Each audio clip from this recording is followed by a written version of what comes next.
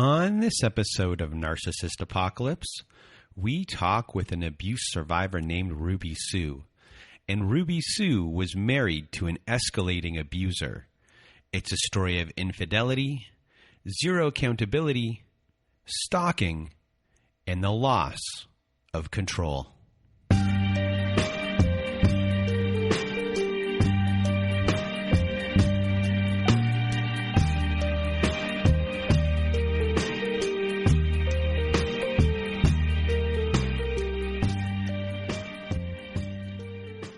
Welcome to Narcissist Apocalypse. I am Brandon Chadwick, and with me today we have Ruby Sue. How are you? Good. How are you? That rhymed. I'm great. And thank you for being here with us today. I know you're going to help a lot of people by sharing your story. And if you want to be a guest like Ruby Sue is today, please do go to our website at narcissistapocalypse.com. Top of the page, there's a button that says guest form. Read all of our instructions and send us an email at narcissistapocalypse@gmail.com, or just fill our guest form page out and press the submit button. It's hard for me to get my words out there. And now you're going to hear Ruby Sue's story, and this has levels, and there's 3 levels, and each level gets a little bit worse. And let me tell you, when you get to level 3 here, it gets really scary. What happened here with Ruby Sue, this is something she really couldn't see coming at all. So I really just want to thank Ruby Sue for being here. And now, without further ado, Ruby Sue, it rhymed again. The floor is now yours. Thanks, Brandon. I'm really excited to be on your show. I love your show.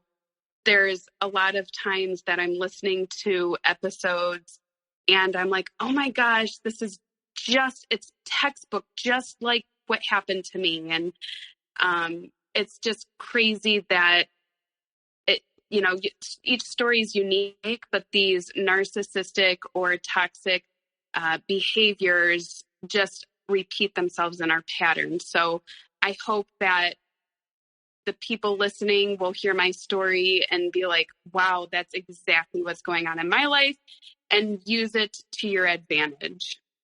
But I'll start.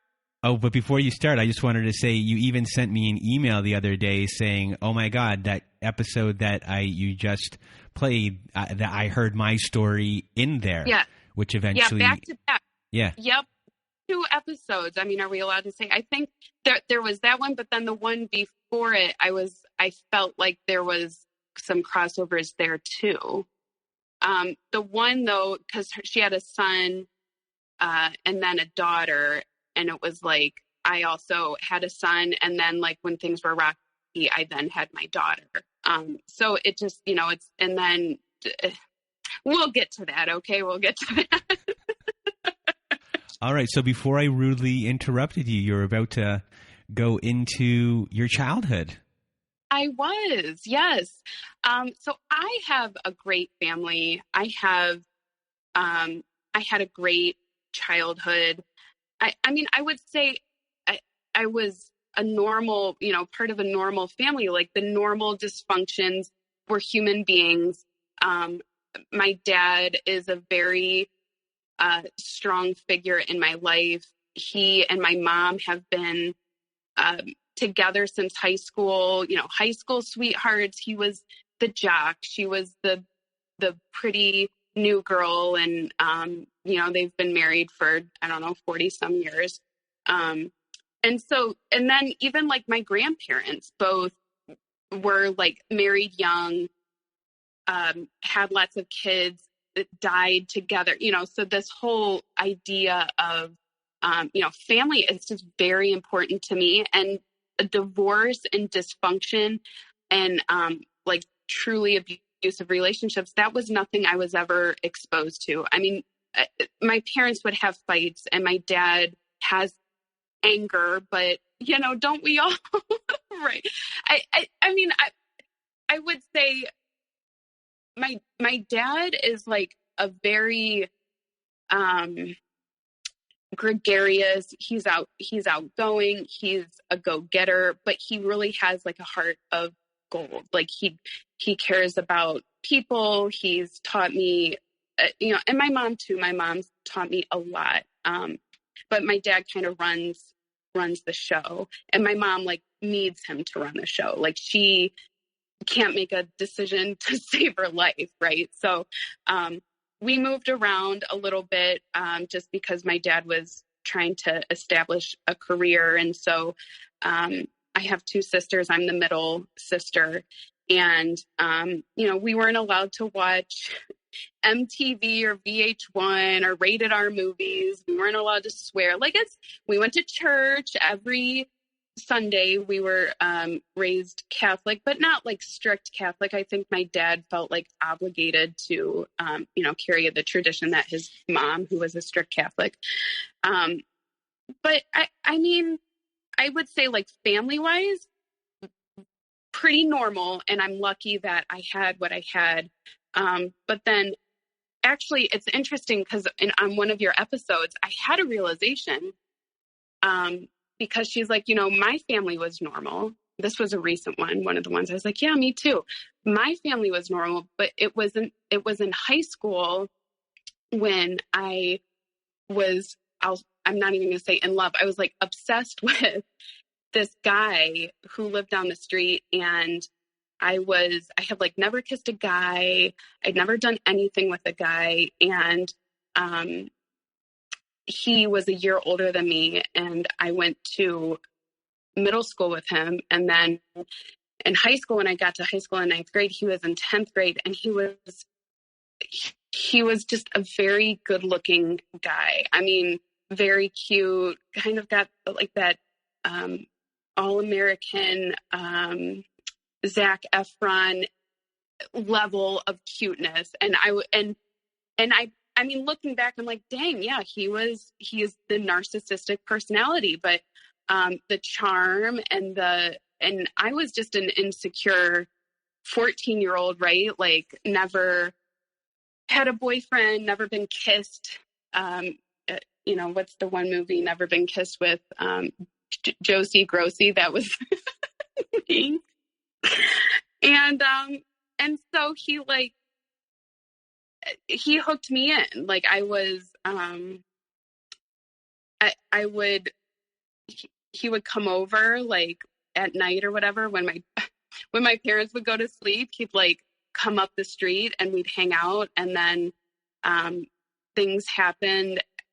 He used me basically, and but would never like date me, but would kind of string me along, and I was just gullible and getting the attention from him. And that was like almost all through high school until 12th grade. Obviously he was gone. And then I would say 12th grade, it was when I finally started like coming into my own and being who I am. And I mean, as much as I was insecure, I'm also a secure type of person in like my beliefs and my dreams, and just highly influenced by manipulative people. Like I believe your word. When I was younger, if you said something, I'm going to believe you, even if your actions don't line up. So I get to college. I still never really had a boyfriend. I had a couple of quick boyfriends. Don't have time to talk about them. But again, in hindsight, narcissistic personalities, it's that human magnet syndrome that I just draw them in. And then when I was 22, I was in my hometown, and I've really always lived here, went to college and stayed here. And I met my ex-husband. So before we get to your ex-husband, yeah, I guess you have a normal upbringing. you are pretty innocent in a lot of ways. Yeah. And your first relationship for years, or your first experience with guys for years, is constantly having you off balance. Yes. And you're off balance for a good chunk of time, pretty much grade 9, grade 10, grade 11. You are off balance, and you are in this push-pull dynamic through this time. This is what you're used to. The difference in power here is obvious. You're the one who has no power here.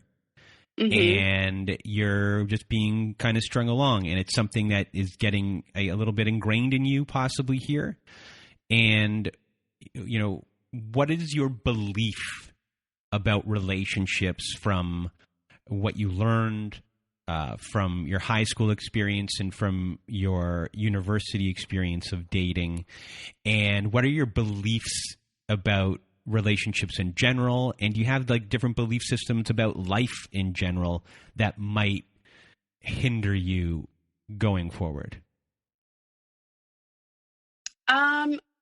I would say I am a dreamer, and that kind of hopeless romantic. My parents kind of have this the ideal, what you think is supposed to be like two people fall for each other and they're fun, and they have this and it really, I mean, yeah, they had this ideal in my mind relationship. And I think the pressure from my mom, which my mom can be naive, and she has a good heart. There's no maliciousness here in my family. But she would be because she was very pretty in high school, and I, the guys liked her. And so when I was in high school, she'd be like, well, what guys do you like? What guys like you? like no one, Mom, nobody liked me. So there was a complex, I think, just my in confidence in my looks and my body. I was never super skinny, but I wanted to be. I was a cheerleader, and all the other girls were like a size 2, and I was a size 6 or 8. So I had a complex with my looks and my body all through high school, and I'm not blaming it on my mom. I think just the what I thought I would like to be attractive to a man, I have to look a certain way, I have to be a certain way, and I want, even still, I want to take care of people. I want to be, which, I have a career, me, I'm not, I'm not subservient, but then I think at the time I gravitated to playing that role of, I guess it's really, if you think with my parents and it works for them, that's what I thought maybe, that was my role. I'm the subservient girlfriend, and, to this outgoing, fun-loving guy. And, I'm looking for that dynamic, and I'm not finding it. And well, I had that messed up, quote, relationship with the guy down the street, and which occupied a lot of space in my mind. And it became more of I just want him to I wanted him to like me. I mean, I'm going to be 36. This is when I was 14, 15. So it sounds so silly to say it now, but at the time it's I just want him to like me. I want him to take me to prom. I want him to be, having fun with me. He was never fun. He's a loser. He's a disgusting loser.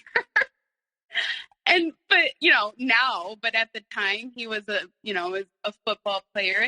But he wasn't ever really nice or funny. I mean, he was smug and he was too cool. And if he gave me attention, it was like, oh, like, wow, he's giving me attention, but it was just to use me. So that kind of ruined from the get-go, my dynamic with men. And I was very independent, and I wanted to, move away to Chicago or be on my own and be a lawyer or, something high powered. So I wasn't like meek and insecure about my capabilities, but I think I was meek and insecure about my looks, and I put too much emphasis on how I look and that sort of like, I need to find a guy. I think that's common though. I think a lot of, as a woman, as a girl, like, you're supposed to attract a mate. Like, boils down to that. But my philosophy was always, it should be balanced. It should be a balanced relationship. If I want to do this, you support me and I'm going to support you. And we have a friendship, but we're also like romantic. But I like to have a guy that is, I guess like my dad, they say, you want a person like you, somebody that's going to like kind of take the reins and be like, nope, we're going to do this. I like that. Even though I'm single now and I call all the shots and I enjoy my independence. Sometimes I'm like, gosh, it would be so nice to just have that manly man come in, to, fix the thing and just kind of like come and call the shots. So that's like what I'm attracted to. Yeah. I was going to say that you, like manly men, and in a way you are this feminist that likes traditional relationship roles.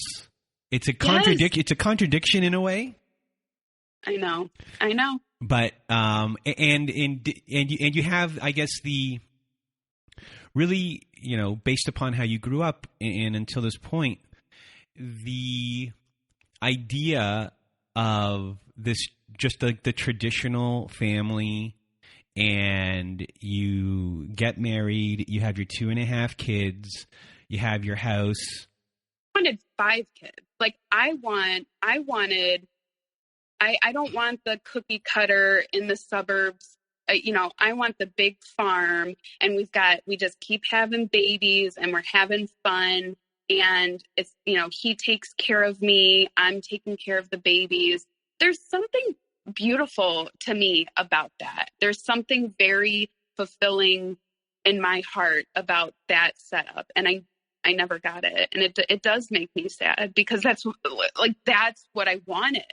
That's what I wanted. But, like the universe, God, whoever you want to say, always gives you what you need. And it doesn't always look how you thought it would. And my life is very fulfilling. I have 2 kids. But I think that was my idea of like the ideal life would be to like find my quote soulmate and have lots of kids and create a life with my family and go see the grandparents and just like family. And my life still is like that. I just don't have all the kids and I have a career and I'm going to go nuts sometimes. So eventually you, as I interrupted earlier, you met the person that this story is about, your ex-husband. So where did you meet? So he actually went to high school. We went to the same high school. He was 2 years older than me. And he dated one of my friends. I mean, she was a friend, but not like one of my best friends where I'm like hanging out with her all the time. We went to a large high school, a city high school. There's like 2,000 people in the school. So it's a big high school. So you don't know everybody. There's these large groups. And I remember the first time I saw him, I was like, he is gorgeous. Like, who is this guy? I've never seen that. And he looked kind of like more grown up. Like he looked, he didn't look like a boy. Like he was so cute. And I was like, dang, who's that? And then once I knew who he was, I realized he was a little bit of a rebel. He's not getting good grades. He comes from a little bit of a broken family. He was supposed to graduate. He would have been 3 years older than me, but he couldn't, he dropped out of school, but then he got back in school. So he was, it was like a bad boy, I guess. And I thought he was cute, but I wasn't trying to date him, in high school. And, so, I met him a few times through my friend, and he was very shy. And, he wasn't that gregarious, outgoing guy at all. So he is a manly man, but he has this soft side of him that it was something different. And, anyway, I'm kind of jumping ahead. So I moved out of my parents' house when I was 19. I was going to school. All my friends went away to college. I stayed home and got my own apartment. And we would go out to the bars, and he would be there, and his friend was dating one of my best friends. One night I was 22 and we were both at the bar, and he came over to me and was like, do you want to come with my friends and I after the bar closes to this party? And I said, sure. So he drove me over, and it was like, I don't know. I remember the song. I was like Mrs. Officer by Lil Wayne. And I was like, oh my God, I was like so into Lil Wayne at the time. Like, I love Mrs. Officer. And we hung out at this party, and he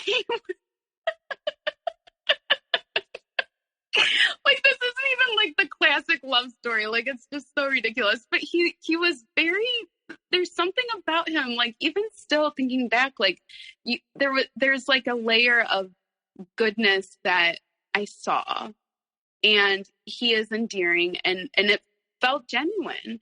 And the fact that he was kind of shy and wasn't like the center of attention kind of guy. And he did like to, like, we'd have conversations, like, the first night, I think we're up till like 5 o'clock in the morning talking, and he didn't try to like put the moves on me. And it was, it felt natural. And, after that first night, a couple days later, I gave him my cell phone number, and he called me on a Tuesday at 6 and was like, would you like to go to the movies? And I was like, gosh, this is what a normal like relationship looks like, right? Like, this has never happened to me in my life.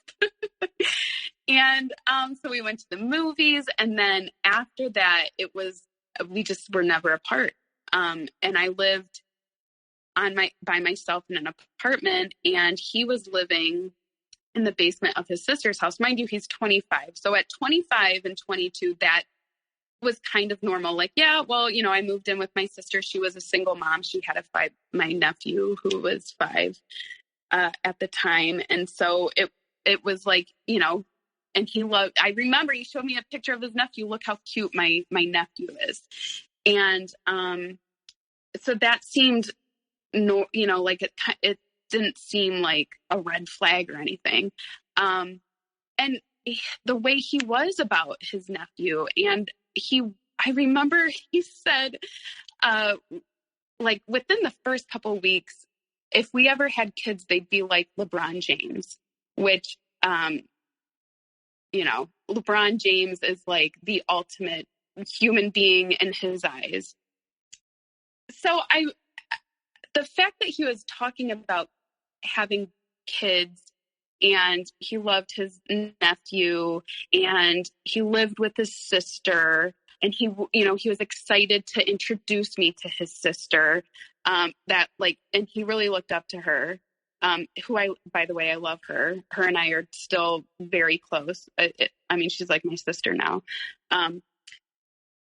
So it was like, but it was fast, right? Like you think of how quickly they move. So here I'm living in this apartment and he has all his stuff at his sister's house.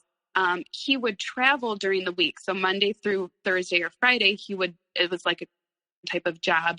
He would be all around the United States at different places, come home for the weekend. So when he came home for the weekend, he would crash at my place.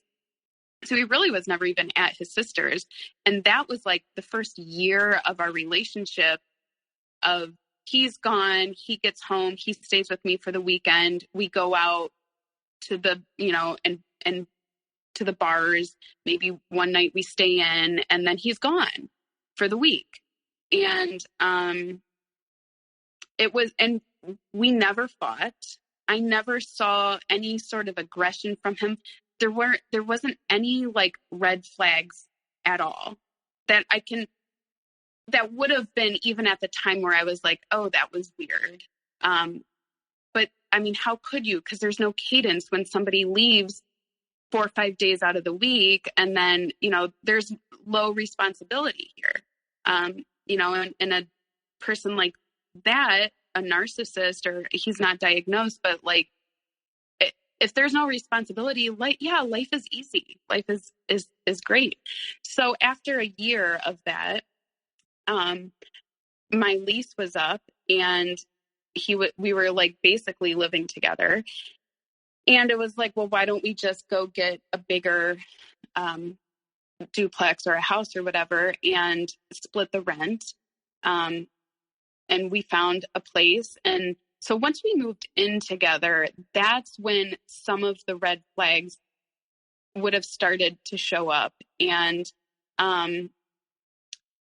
like small aggressive things, like, if I left the towels on the floor, he'd get weird about that. But again, I'd never lived with anybody else. So here I just, I think that even regular people, right? Like you fight, you leave something on the floor, you're going to have a thing. So I'm thinking it's fine. But I would say there were some fights between us, and I can't think like specifically, this happened or that happened, but it was at the point we were probably living together for about 4 or 5 months, and I was like, this is not what I want. Like, I don't want to have, this is chaotic, not chaotic, but this is too much. I remember actually, I asked my sister if she could switch, like, hey, she's going to move in and you move out because I'm not doing this anymore. And what kind of chaotic things were going on? So he would just be a dick, like he would be, he wasn't as endearing as he previously was. And like he couldn't just relax and just, let's have a fun time. It's like he's in a bad mood. And then you can't talk to him because now he's in a shitty mood. So he was moody. And then it would start a fight. And so would you get attacked for no reason when he was in a mood? I wouldn't say attacked. I would say more like dismissed or disrespected or just he wasn't supportive. It wasn't balanced. I was a great show for him because I gave him stability, right? Like he also needed my stability. And then, but he, it's like a take, but he's not really contributing other than he's helping pay half the rent and for the groceries. And, it's not like he's buying me anything other, where everything's split 50-50. And you have a moody teenager on your hand in a way. I always say he was like my teenage son. And, he would be out with his friends till, so late at night. He'd come home. He had gotten a fight. So his face is, he's got a black eye or something. But to me, those things were like, I could handle it. But at the time, there was a moment where I was thinking I should have my sister move in and have him move out. But in my mind, I'm like, but we'll still date. I can't date him while he's like this. But then, he pulls you back in, that whole cycle of he's being shitty. And then as soon as I'm like telling the landlord, hey, we're going to, my sister's moving in, because I got to that point, we change our mind, he's going to change, and he's changed for a week. And so I'm like, oh, he is changing. And so then I call it off. And then quickly thereafter, I got pregnant with my son, and I was 22, or I was 23. And, now I wasn't expecting it. Like we weren't trying, but we also weren't like trying to prevent it either. And I was like, kind of like, oh my gosh, I've never been pregnant. I have a positive pregnancy test. We're not married. 2 months ago, I was going to move out, or he was going to move out. And he was so excited. Like, I remember his face when I said I was pregnant. He was like, you better not be upset about this. And his, excitement is like, I was like, oh, this, like this is going to be okay. And obviously my parents and my family is going to support it. It just wasn't planned. It's an unplanned pregnancy. And I thank God every day for it, because it put my life on the right trajectory. My kids do. And, I'm so thankful for them. But, so here I'm, 23. I thought I was going to move to Chicago or something. And, life's given me something else. And he was excited about it. And right there telling my parent, it was an exciting thing. And he would say, like, I can't wait for this. It's going to be so different when the baby's here, because, it's going to force me to be different. And then he proposed. It seemed normal. It seemed normal. And, but while I was pregnant, I would say that's when things really started to show themselves, because now here we have this responsibility forming, and I'm nesting. I went from 23-year-old partying, hanging out with our buddies from high school, to now I'm pregnant and we have to get ready to be a mom. And like, here it comes. I'm assuming the position. And he wasn't. And he would be out with his buddies again till 4 a.m, and I'm home pregnant. And then he would, I'd be crying, and he would be telling me, because he'd be drunk or high or all kinds, who knows what was in his system. And he would, he would be an ass, and he'd like slam the door, and he'd slam it so hard the door frame would break off. And I'd have to he'd be at the bars with his buddies, and I'd have to get my sister's boyfriend to go into the bar, because here I am, 6 months pregnant. I'm not about to walk in all my high school friends there. I'm pulling my, fiance out of there with a pregnant belly. So that, that was a little bit humiliating. And then I would say you need to come home. He wouldn't come home. Where are you? His phone's off. I would like say I'm moving out, I'm leaving, and then he wouldn't care. Like he would just be like, okay, like he'd just keep doing whatever he wanted to do.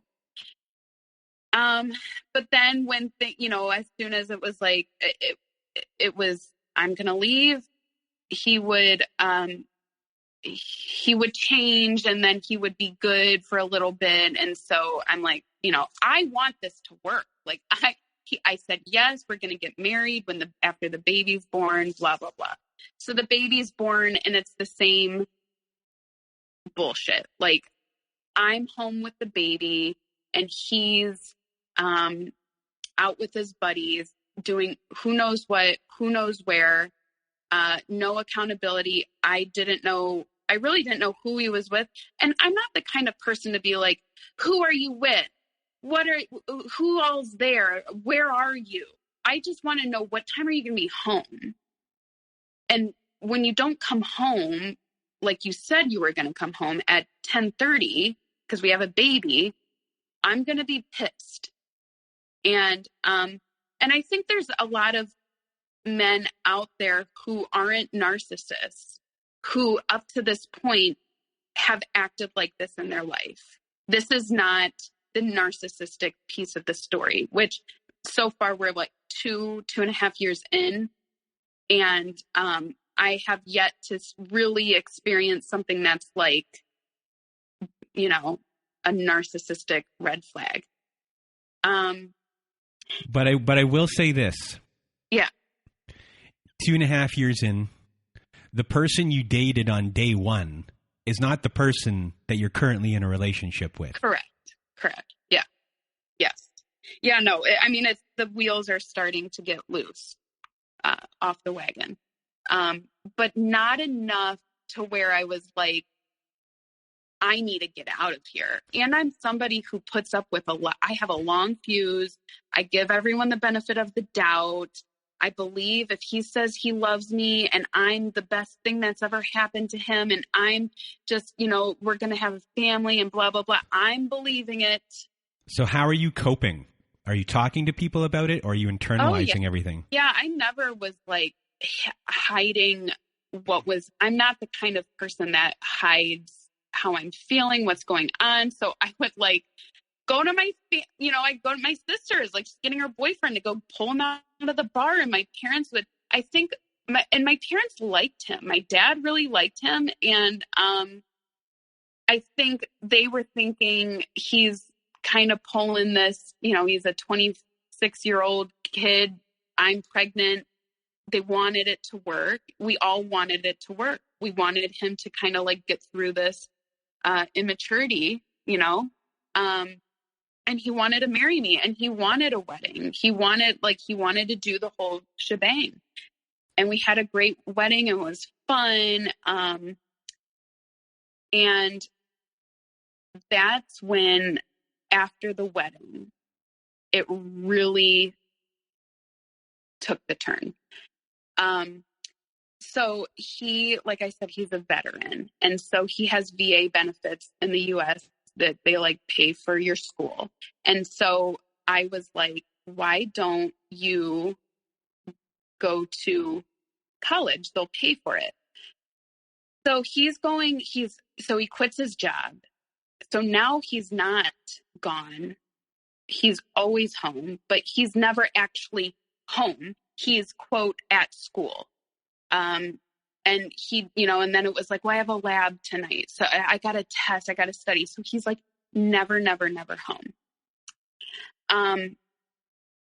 And meanwhile, we got married, and then, I think we got married and we went on a trip with my son, and he got so mad he got really weird with controlling me about my son when I was pregnant, about like not eating certain things because it would affect the baby.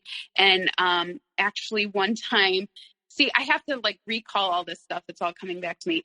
I was still pregnant.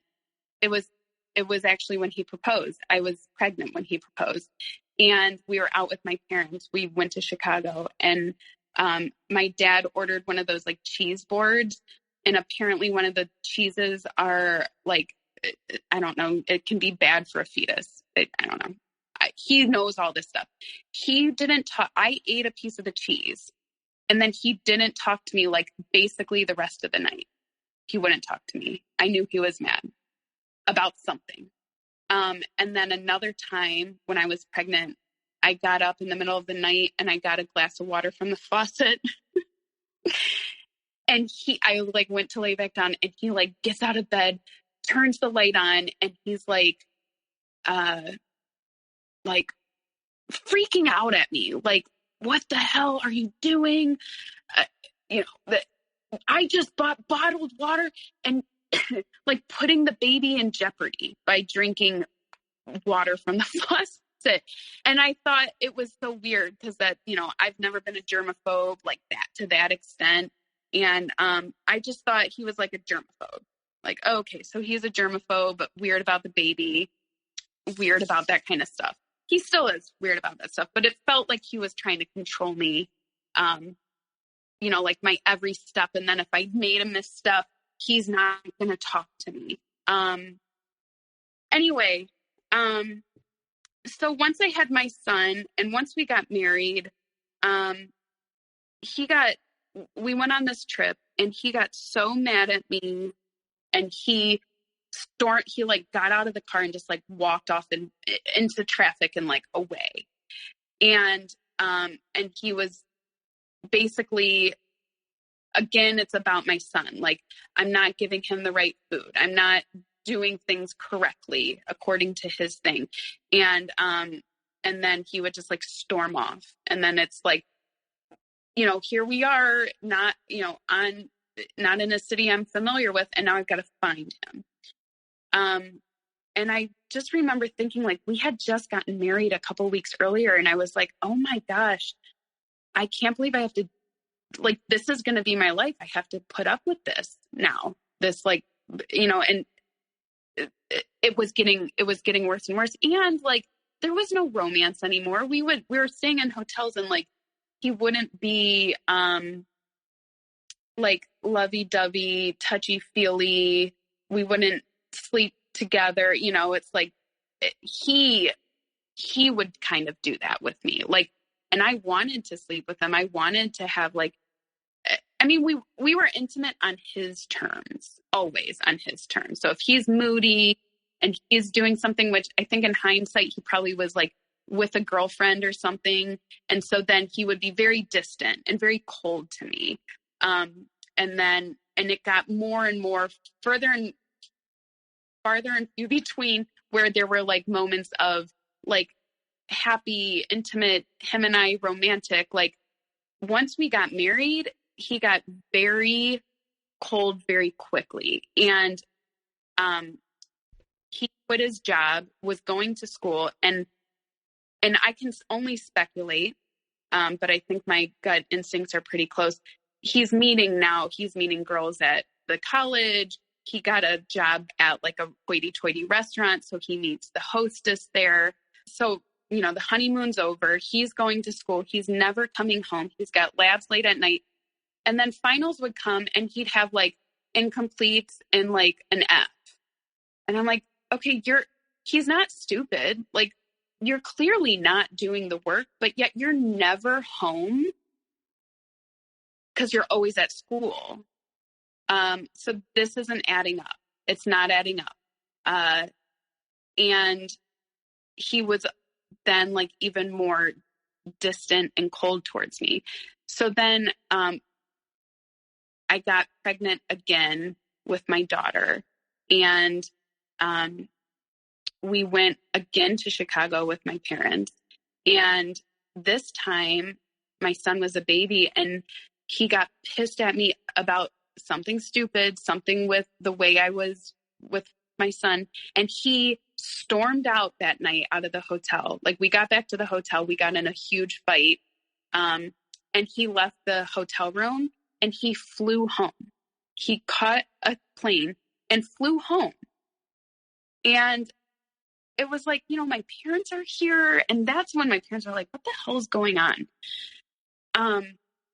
and I had just found out I was pregnant with my daughter, and I didn't tell my parents or anything, but this was when it was like, okay, he's storming off. And like, why though? And in hindsight, it's because there was somebody back home that he's going to storm off and then go hang out with her. So he has this pattern always of getting angry over the littlest of things and blaming you for something that there's no reason to have blame for. He has these mini tantrums. And are you letting these things slide? Are you challenging these things? Are you changing your behavior sometimes so these things don't happen as well? No, not at first, these little tantrums, and I'm not going to back down from something like that. Like, I'm going to go toe to toe. And that's why there would be big blow up fights, because I'm not going to back down. So, and I'm not meek either. So I'm kind of like, you know what? F you for doing that. That was rude and disrespectful. And I called you all night and your phone was off. Where the hell were you? And he'd be like, shut the fuck up, bitch. Fuck you, bitch. But it's like, I have every right. You're my husband and we have a baby together, and you didn't come home last night. Where were you? Wouldn't respond. And I'd be home in bed. It's like 4:00 in the morning. He's still not home. And I would think like, somebody mugged him. And he's like, one night I even called the city police station to be like, do you guys have someone, that because there was no way in my mind that he was like at somebody's house, or, he left the house to work and then wouldn't come home. And so I'm thinking he's working, but really he would get off work, go out with his buddies, and then probably go to a girl's house or go to a buddy's house, and girls would be there.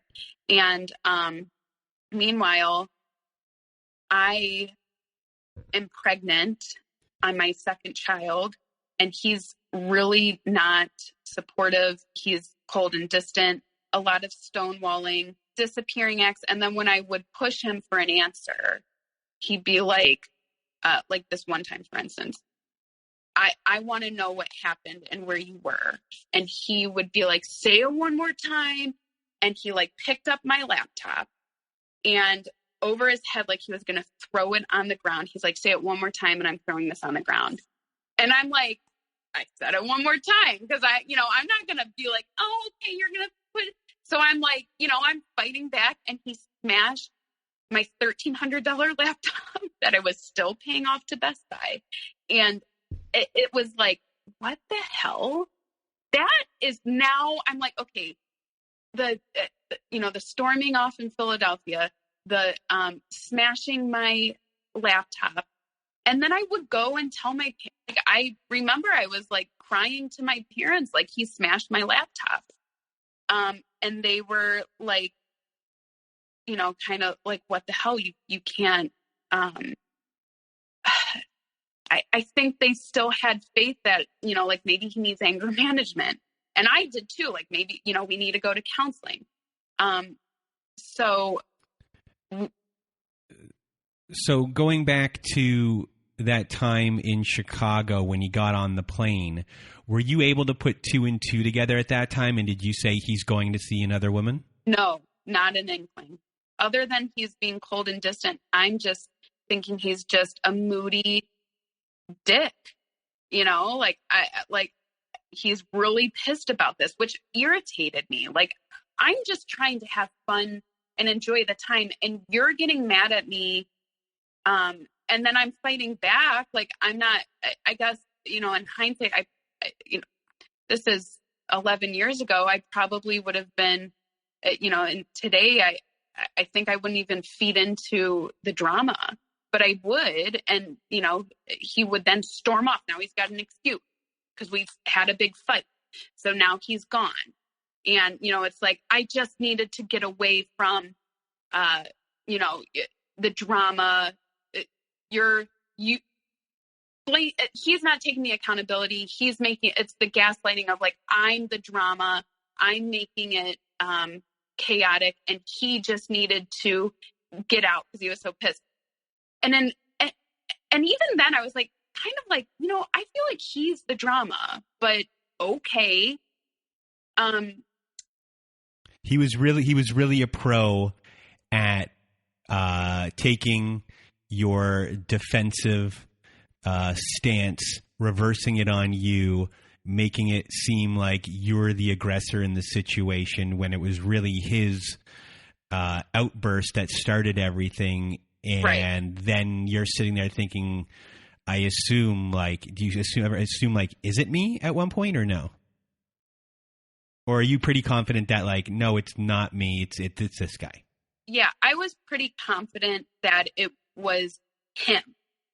And I would tell him that. And he doesn't like that. And then I would be like, you're like this because, like his dad was never in his life. And his dad just was a bad guy with a track record. And so I would like point out to him, like, you are becoming things like your dad, like you're just like your dad. And I'm not saying I was like perfect in the situation where, I'm not hurling insults back at him because I'm mad. I'm immature too, and I'm mad, but I definitely had reasons to be mad because he's not owning his obligations. And he's, aside from all of this, we're piss broke. He's going to school, living off the VA.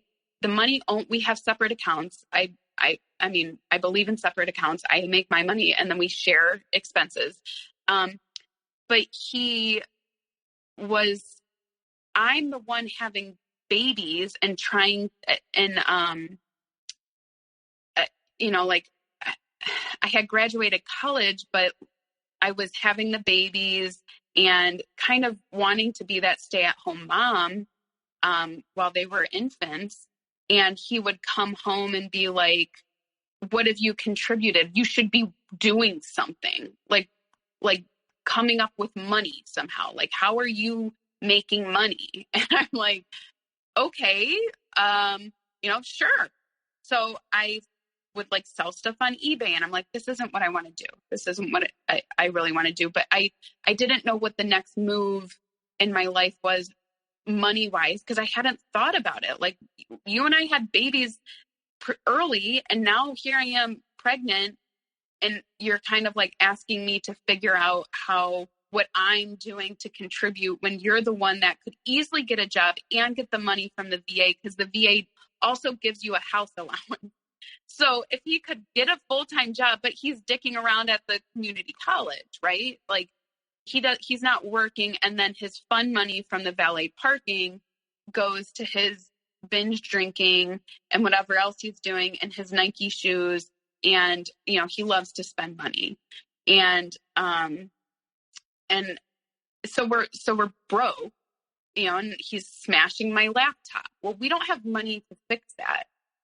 And then he wouldn't pay the gas bill because he'd say, well, you need to go get on government assistance. Like, we're poor enough that we could get on government assistance. You need to go stand in line and get on food stamps and all that. And I had never done that. Like, I didn't even know that was an option. But he's like, yeah, you need to do this, which I did, because I need, I wasn't really working, and he wasn't really working. I mean, it was paycheck to paycheck. And he would use like my credit. I have good credit. He would use my credit cards to buy stuff. And because I was naive, and I gave him a credit card, but he would buy,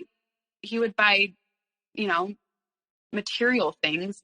And then he would do our tax return, and all the money would go into his account. And then he, like, one day comes home with a brand new iPad. So, like, just very immature. And I made, I'd be like, you need to go return that. So now that's a fight. It's like everything was a fight. I guess it is important to note, like, during this time, I'm like trying to figure out my next move in my career. I have babies, so that wasn't at the forefront of my mind. He's not responsible. He's not reliable. And he's, it's not happy. It's not a happy marriage. And so I decided to go back to college and get my master's degree.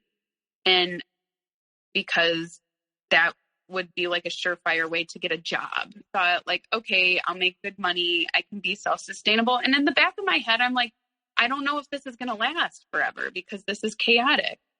So I have to set myself up for success. And that now this is another layer that I think added to the chaos of everything. Well, wait, before I went into school, I was like, okay, I need to know what I'm going to do. I get his phone one day. He leaves his phone out and I find a text message from a girl. And it was like, I forget what it said, but it was something like, I wish, I want what I can't have or something. And I was like, why would you be interested in a married man with a baby and one on the way? And she's like, well, I guess I want what I can't have. And I wish I would have played this differently, like everything in hindsight. Like I wish I could have just left it going to see what would have happened. But at the time, I'm like shocked. I'm finding his phone and he has this girl texting him about like hanging out and how great it was and blah, blah, blah. It wasn't like a lot, but it was just enough to be like, okay, something's going on between these two. So I say something to him about it. And right away, it's like, she's not interested in me. She's not, that she wants nothing to do with me. We're just friends, whatever, right? Like there's reasons why she doesn't like him. But again, my gut instinct is like, nah, you know what? This isn't right. And then he like laughed it off. Like he laughed at me. Like I'm being ridiculous. This is, nothing to be worried about. And I'm pregnant at this time with baby number 2. And I didn't like it at all. I also had another girlfriend call me who knows him and was like, hey, I was at the bar and he was like talking to a girl, like flirting, hitting on a girl. And I was like, again, kind of in denial, like, all right, so what? So he can talk to other girls. Maybe is she being like over, who do I believe here? Right. And you want to believe your husband. But this is like these little small hints of like, okay, when somebody's calling you to tell you, who usually doesn't call you, to tell you that your husband is like talking to other girls, take it seriously. But I think it's like, you don't want to believe the truth. So I find the Plenty of Fish app on his phone. I didn't even know what it was. Open it. And he's got messages going with other women about hooking up. And like one was even like they were going to meet. And it was like the weekend they were talking about meeting was our 1-year wedding anniversary. And I was like even more in shock. I remember I like left the house. I like ran down the street and was like, didn't know what to think.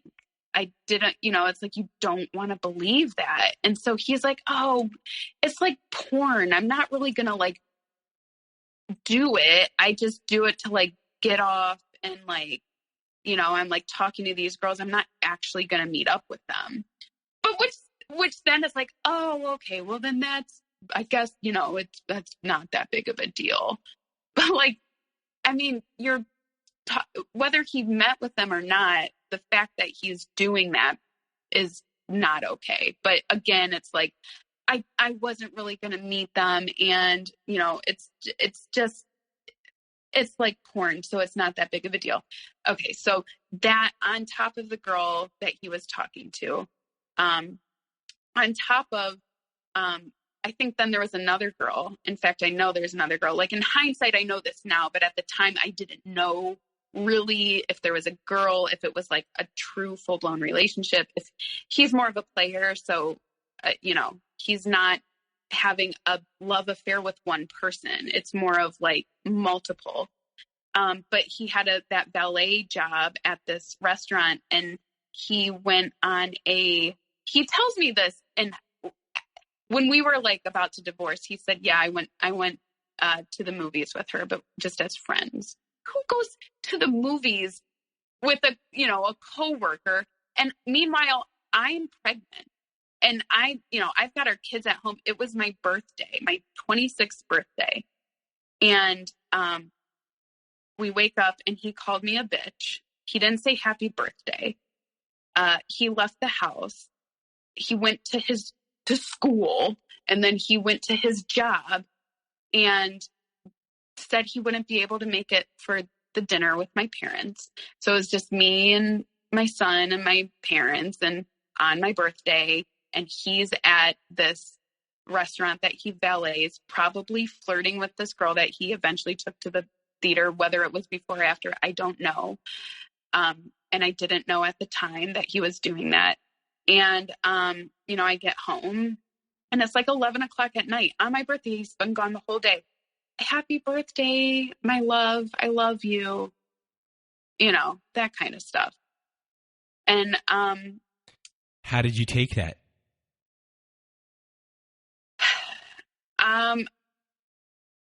See, it's really easy to win me over. Like, I should have been I was pissed, but then when all you have to do is say a few nice words to me, and I'm like, I love you too, whatever. I didn't know I thought he was working. I want to believe that he's truly at school trying to bring his grades up, and he's at work because, again, he has a way about him that feels very genuine, and it sounds and feels and looks genuine to this day. Despite everything that happens in this story, I thought he was genuine. And how do you feel about yourself that you have one child, you have one on the way? Are you scared at all about what life would be? You're not scared about what your life would be like without someone there? I wouldn't say scared. I would say it's not the way I wanted it to be, right? Again, like I said, I want the big family on the farm with the fun, and like that's what I want it to be. And if it's not being that, I'm not gonna like sit around and hope that it becomes that. So I moved in with my parents. He was so shitty and destructive and lying and the girlfriends and all this stuff. And I'm just trying to have a normal pregnancy. Then I moved in with my parents who lived a 5-minute car ride away. And I just needed to be taken care of, right? Like I need respite or whatever. Like I need something, I need a refuge from the storm. And so I moved in with my parents, and I would say this is one of the, like, another layer of me moving out of the house. Me moving out of the house in with my parents. Now he doesn't have any, like, he wanted me, he wants me back at the house, but I'm in with my parents. And at this time, I knew he was like cheating on me.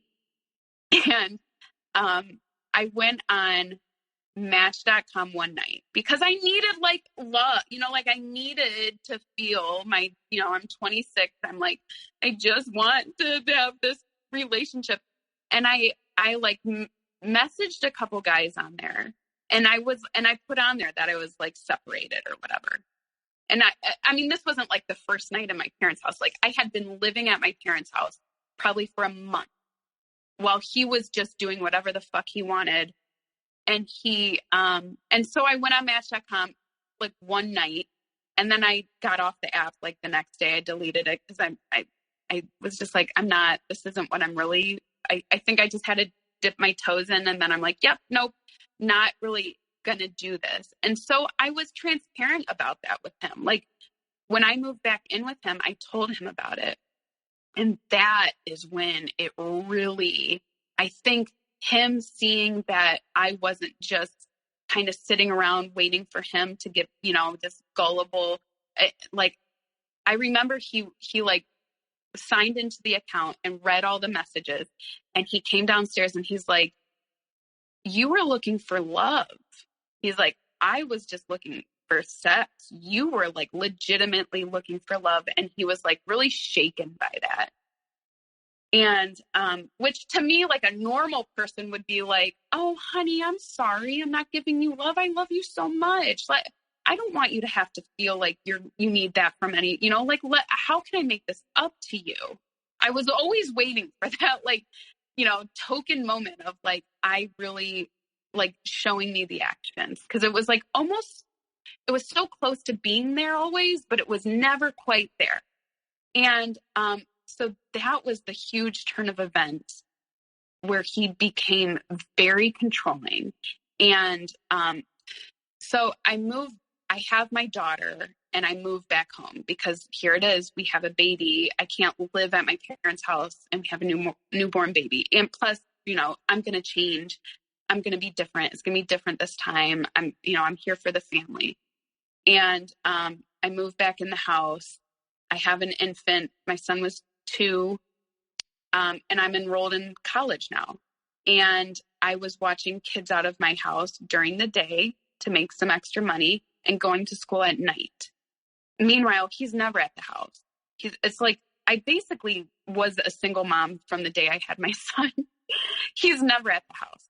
He's at school, at the lab, studying for his test. I'm watching multiple toddlers plus our own, and then getting ready for school at night. So, when I was watching the kids at the house, though, he's now paranoid that I'm texting other guys because of the whole Match.com debacle. So he would come, take my phone, take it hostage, and leave with my phone. I'm watching other people's kids at my house. Like, I have to have my phone. And there would be times where it's like, I'd like have to email the mom and be like, hey, if you need to get a hold of me, please email this address. And then he'd like take my Gmail password. And so now I'm locked out of my Gmail. And so then when I saw that it could be disruptive to, communication with the parents of the kids I'm watching. And I'm also protecting these other kids in my house. I decided to move again back in with my parents, mostly for that reason. Like, I can't raise children in a house with a man like this. So I moved back in with my parents. So I'm living with my parents. He's living at my house again. Both our kids are born. I'm going to school at night. And this is when he turned really psycho. He would spy on me at the college. And I know this because he like backed up his pictures somewhere. And there's like pictures of me like from far away in the hallway. Like, he'd take pictures of me. I don't know why. Like, I'm like talking to somebody about, school. But he would like creepily always kind of be on my tail. He would always know where I was. He would like, text me, and then 5 minutes later he'd be available. Like, right, there he is. And then he would grill me about like, where were you at 10 o'clock? You should have been, you should have been back here. So like, he was kind of tracking where I was all day and wanting to keep a pulse on me. And then it would get worse. Like, he would sit outside my parents' house and be like, who was the car at 2 a.m.?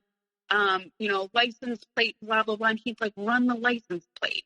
And then he'd get the person's name. And then he'd be like, who's Joe Schmo? And I'd be like, I don't know Joe Schmo.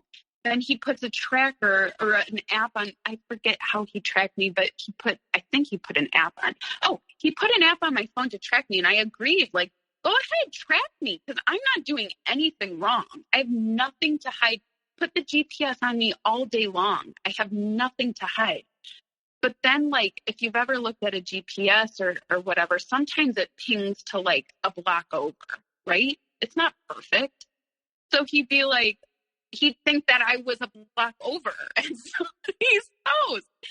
And he would like, I mean, it was like, so he is very meticulous and he is very like techie. And so it was almost like he so dove in and intertwined to the point where it's like at the other end of the spectrum where it's like, dude, you've gone way too far. You're like making things up. But he believed that. He like legitimately believed it. He would show up at my house like sweating and like in a rage about like, he'd want in, he'd be like, and this is my parents' house, right? And so I was safe at my parents' house. So he was never like banging down the door because my dad would probably kick his ass. But it drove him nuts that I was, I was out of his control. And so probably the worst point, one of the two worst points in the whole story is one night I was at school and I took the bus home and he had my car and he was like, I'll give you a ride home to my parents' house. I was like, okay, because I didn't want to wait for the bus. Sure, I'll get a ride home. And he was unstable. All the bullshit had been going on. But again, I get in the car and it was October. So it was rainy, slick, dark. And he starts grilling me about who I'm talking to. Who is the guy I'm cheating on him with? And I was like, I'm not cheating on you. And then he went into a rage and he got on the highway and was going the opposite way of my parents' house, but like getting on the on-ramp onto, he's just driving recklessly in the rain. That was the first time I've ever been like scared for my life. I was like, what is he going to do? I mean, he had a rage in his eyes and he's like yelling at me, we're going to Bethel Park, Pennsylvania. I'm sorry, I'm laughing. I can laugh about it now. It's not funny, but it's funny that like these names like, Joe, whatever, in Bethel Park, Pennsylvania, because he would like get into my search engine and I looked up Bethel Park, Pennsylvania. Well, it's probably because some celebrity is from Bethel Park, Pennsylvania. And I was like Googling to see what Bethel Park, Pennsylvania was. Who knows? I have no idea. No, or maybe there was like a house there, a historic house. And I was like, who freaking knows? I don't remember what I did yesterday. I have 2 kids and I'm going to school and I'm dealing with you. I don't know why I go Bethel Park, Pennsylvania, and he's like, I'm a liar. I'm lying. So we're going to drive to Bethel Park, Pennsylvania. It's like 7:00 at night. My parents are expecting me home and I have 2 babies waiting for me. So he's like driving. Then he like gets off the highway and I was like, I'm going to jump out. So I like went to jump out of the car and he like pulls me in, he's like holding me down in the car so I can't get out. And, it was just like, it was crazy. It was like on the highway, off the highway. So he gets back on the highway and I'm like, I'm just gonna, he pulls over on the berm of the highway and, was like, I'm going to tell you who it is. Cause I was like, I think if I just tell him a name, maybe that will stop the chaos. Like maybe if I say something. So I go, okay, I'll tell you who it is. And he was like, dead serious. He's like calm. He's like, okay, who is it? And I made up a name and he was like, he like exhaled. Like, I don't know if he was going through psychosis. I don't know, Brandon, maybe he's not maybe he, maybe something was wrong. But then, so he's like relieved. It was like quiet, all just calm. And we get back off. We go back to our house, not my parents' house. He drives back to our house.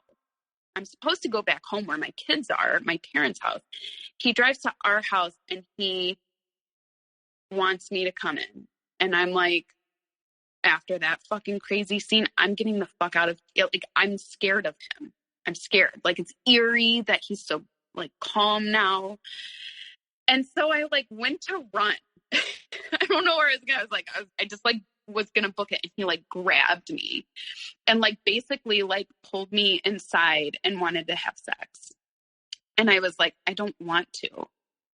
And I will say another thing with him and I is like, we have a great physical connection. Like intimacy was never like it was very good. We have good chemistry in bed. There's never been one time where I like wouldn't want to have sex with him. Like I'm very attracted to him. We're just attracted to each other.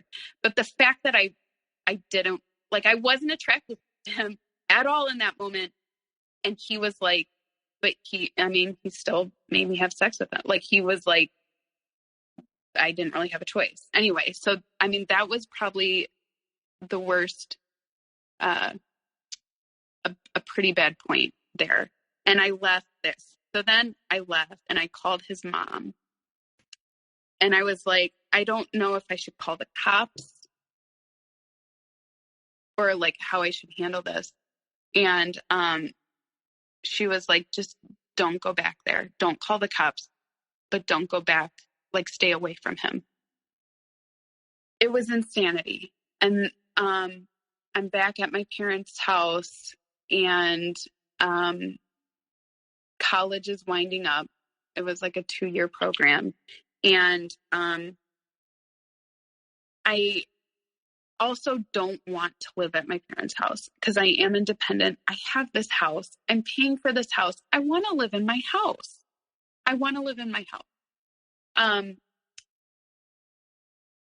So when I was interviewing for these jobs, I had like 6 different internship interviews at nice firms downtown in the city, making a nice salary.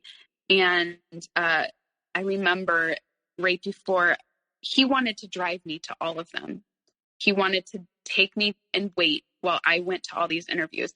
And we're talking like somebody who was never home, always out with his friends, to now I can't even move without him, like needing to know where I am. If you went to the grocery store that's 5 minutes away and I stopped at the ATM or I ran into somebody I knew, I'd have anxiety. Like I gotta go or he's going to get upset that I wasn't home, and then he's going to grill me and question me and he's going to get pissed.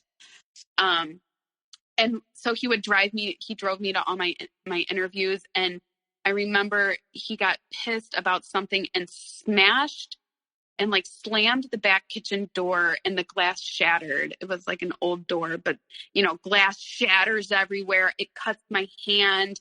I'm showing up to a freaking interview with a bleeding, a slice on my hand. And, I got to pull it together and whatever. I actually got the job offer at that place. Anyway, he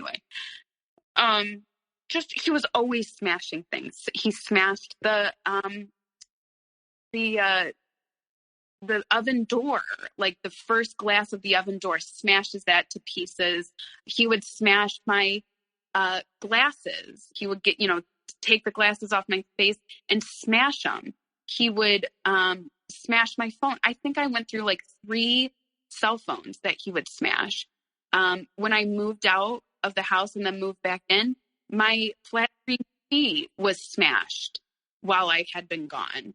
And when I saw it, I'm like, oh my God, my parents, that was like my housewarming gift for my parents when I first moved out. And here it is cracked. And he's like, when I address him about it, he's like, don't even bring it up. And it's always things are getting ruined, things are getting smashed. And yeah, like locking me out of my password. He'd locked me out of my college login password, to get your college notes and stuff. He'd lock me out of that, like sabotaging my every move. And I'm just trying to be successful. And I can't even check my email. I can't study for my test. I can't contact the parents of the kids I'm watching so we can pay our bills. And when I moved back in for the, third time, right when I was like getting my career set up, he wasn't working. And it was December and we had no money, and the mortgage was due. And so I went to a pawn shop and I pawned my wedding ring, thinking I was going to get it back because I was about to start this new job making good money. And at the time, to me, it was good money, more money than we had ever made. And I thought, okay, I'm going to pawn this ring. And then I had like 2 or 3 months to go buy it back. And I didn't have the papers on it. He only gave me like $500 to pawn it. So I'm like, okay. And my ex knew, like, if $500, he could have easily, like, how hard is it to scrap up $500 to go get my wedding ring back? Like, in my romantic mind, it's like what he should have done was like surprised me, went and got the ring back, and then been like, honey, I'm sorry, I'm never going to do it again. Like, this is what I'm hoping in my heart of hearts, that like a miracle is going to happen. But it got worse. And it got worse when I started my job.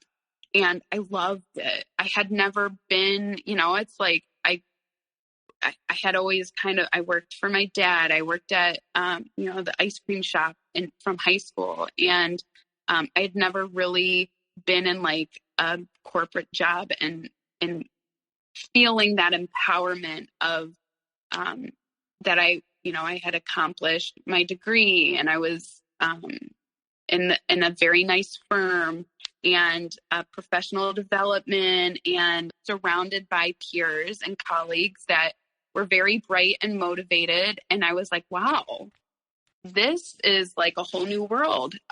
It was, I really enjoyed it. And he saw that.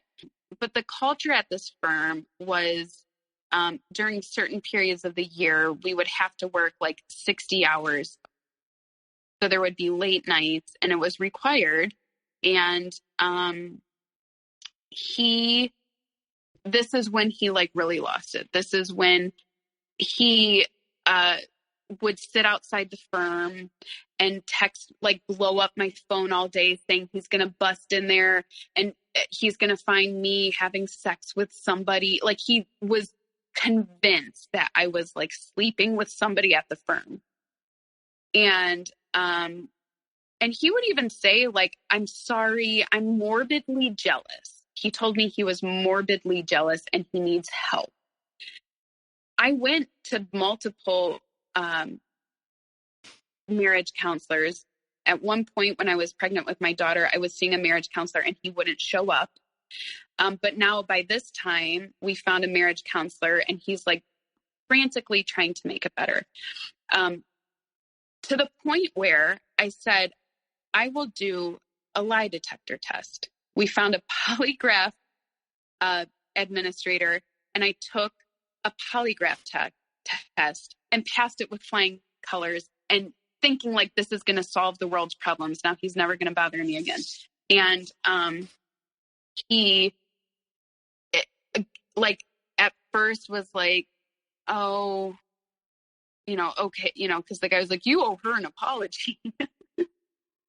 And I was like, tell me every single guy you think I'm doing anything with, put it on this piece of paper. I want the questions asked so you have peace of mind.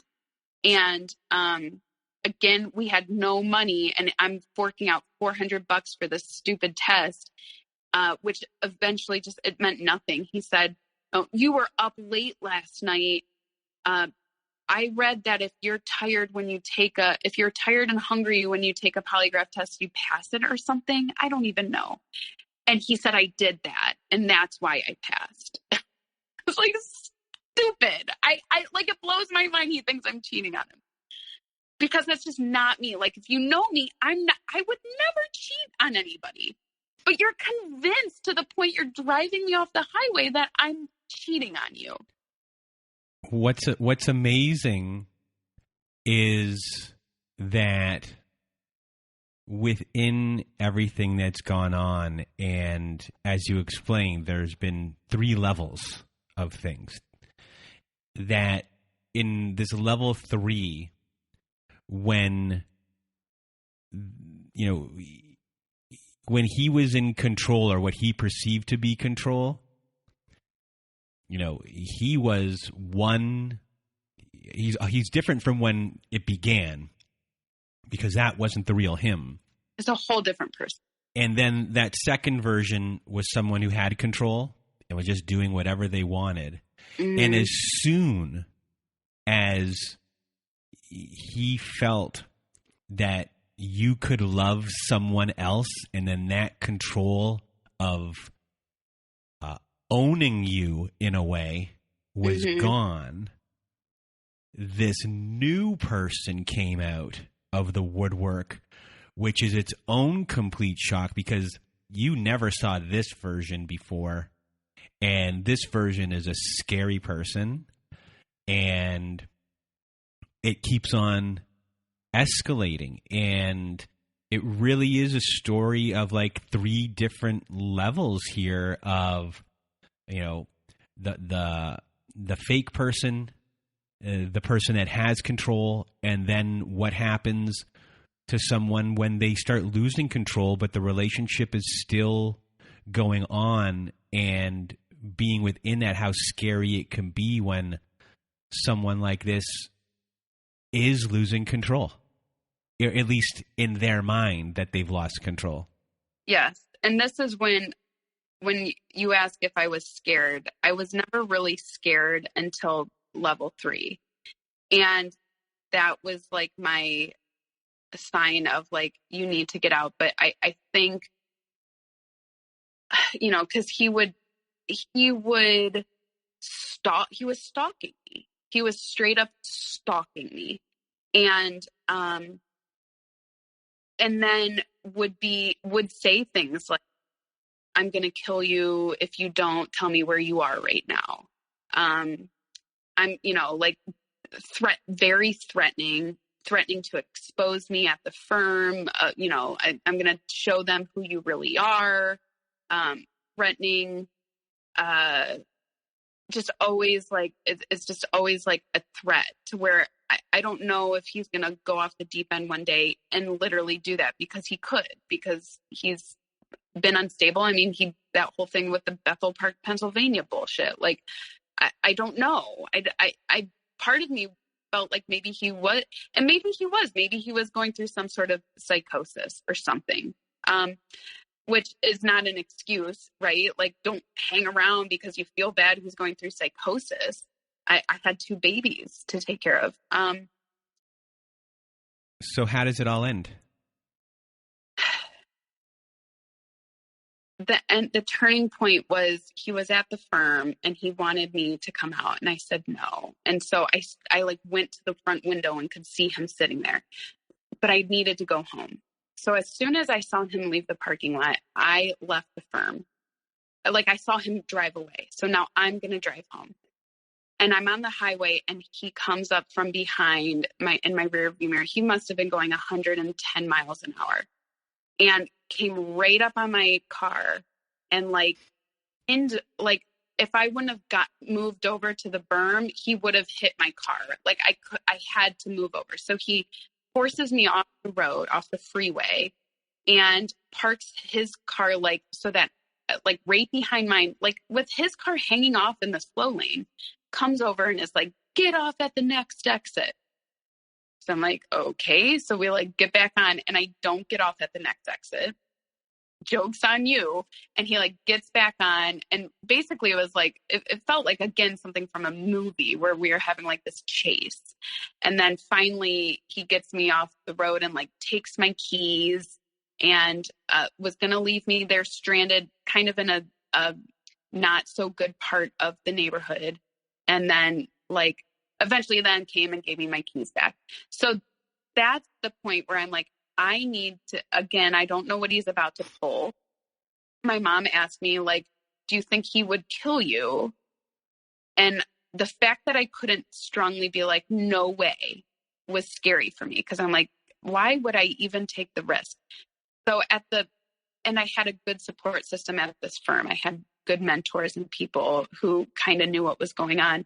And so I filed a restraining order against him. And then I didn't see him, with the restraining order, we didn't really talk. And then we did a dissolution, a divorce dissolution. And while I had the restraining order on him, he already started dating another girl.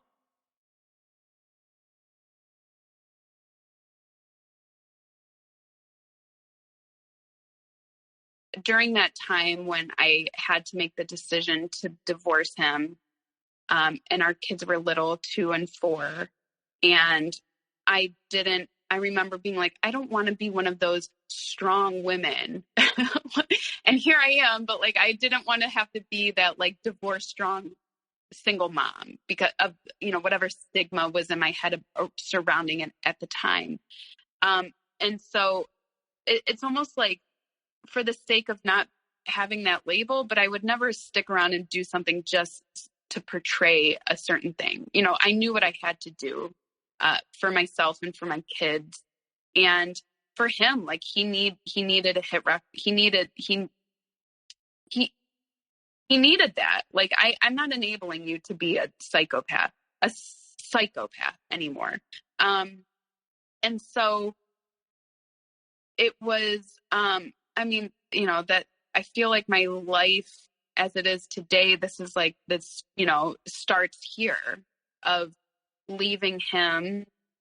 He wasn't helping with the kids, and they were little. And so I'm still in my 20s and my girlfriends are all going out, no one has kids. And I never went out, like I was just always kind of hustling and trying to make ends meet. And I wouldn't depend on him ever because he would say he was going to help and then he wouldn't show up. And then I'd have to, at the last second, put someone else out to help me with the kids because I made plans with somebody. So I really kind of, I wasn't social. I didn't make plans. I just raised my kids and I worked all the time, work, and taking care of my kids. And, but I enjoy my career and I enjoyed, I enjoy being a mom. I really, I sometimes I get sad because I wish I would have had more kids, but it is what it is. I think at the time when I divorced him, I thought maybe I would meet somebody, and have, more kids, but that wasn't in my cards. And he wasn't around. He would come around sporadically. And he would be, I could see it in his eyes. He had been drinking or he was doing whatever. Who knows, just his shenanigans, like nothing was changing. And I didn't want that to be exposed to my kids. And when we did a dissolution, he wanted split custody. Well, I know he's not going to show up to get the kids and he's not going to sign the dotted line unless, I agree. And so the whole divorce thing wasn't even ugly because I basically gave him what he wanted with custody. And to this day, 7 years later, he not once has he ever stuck to the custody agreement, which I'm fine with. Like, I like having the kids in my custody, but I didn't fight him. I kind of was very like, what do you want? What do you think is fair?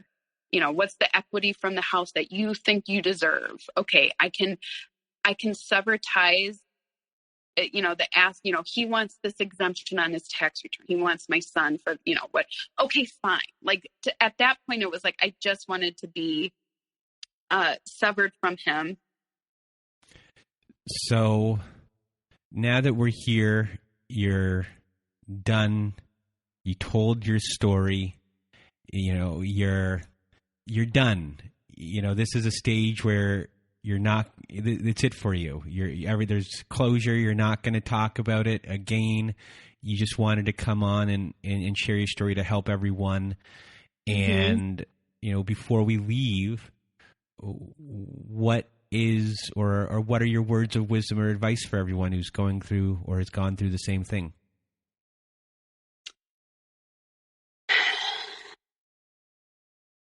I think what I have done in my life with this traumatic, I mean, I'd never experienced any sort of real trauma until all of this. And it forced me to be a strong woman that I didn't want to be. And my advice to the women, or, women or men that are in a relationship where they are the people pleaser, the peacekeeper, the codependent person, that you're actually stronger than you realize. And that if you believe in yourself, you can get along without being dependent on another person. And, it is hard, no doubt about it, being strong, but there's a empowerment and to feel strength, not just physically, but like mentally strong, feel confident in your soul, who you are and what you deserve in your life. That's what you have to go after. If you're in a relationship and it's beating you down and you're hoping it's going to change and their actions speak louder than words, and you know in your gut that it's not going to change, ask yourself what you're waiting for. I know it's easier said than done, but you only live once, and you have to make that step, as scary as it is, to make a change in your life, because and even the smallest changes matter, but put yourself first and believe that you can make a difference, and you don't have to let this person dictate how you feel and what you're supposed to be doing with yourself. Well, Ruby Sue, I really want to thank you for being here with me today and sharing your story. You did a great job. So thank you so much from the bottom of my heart for being here with us today. Thank you. So I just want to thank Ruby Sue for being a guest on our show once again. And if you want to be a guest like Ruby Sue was today, please do go to our website at narcissistapocalypse.com. Top of the page, there's a button that says guest form. When you click on that button, it takes you to our guest form page. Please read the instructions and either fill out our guest form, press the submit button, or send us an email at narcissistapocalypse@gmail.com. Also at our website, we have our very own safe social network. So at the top of the page, you can press the support group button at narcissistapocalypse.com. Inside our support group, we have our very own forum boards where you can get help from other forum members. We have our very own Zoom meetings Wednesday nights, Saturday nights, and every other Thursday afternoon. We also have ad-free episodes and episodes that never made it to air. And if you really just want to support our show, please do just join our support group. It helps us out a lot. And if you need even more support, please do go to our friends at domesticshelters.org. I cannot say enough about our friends at domesticshelters.org. There you have articles and resources to help you through these times, for you to understand what's happened to you. You have information on shelters there. You can get a hold of shelters. You can find out a lot more with the free resources that they have at their website. So please do go to domesticshelters.org. And that is it. So for myself and Ruby Sue, we hope you have a good night.